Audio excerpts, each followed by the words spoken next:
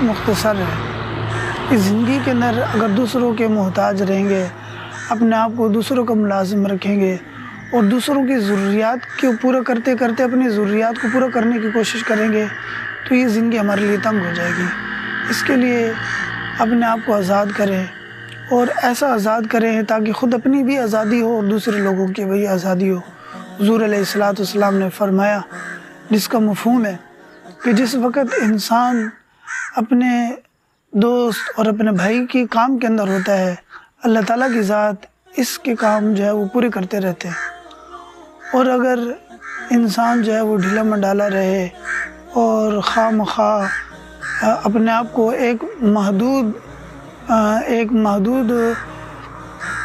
رقم تک اور ایک محدود وسائل تک اپنے آپ کو محدود رکھے گا تو نہ خود ترقی کر سکے گا، نہ اولاد ترقی کر سکے گی، اور مکمل طور پر بھی آزادی حاصل نہیں ہو سکتی۔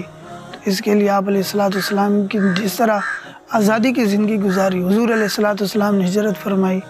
آپ علیہ السلام نے مکہ کو قربان کیا، آپ علیہ السلام مدینہ منورہ کے اندر آزادانہ آ کر آپ علیہ السلام نے خدمات شروع کی۔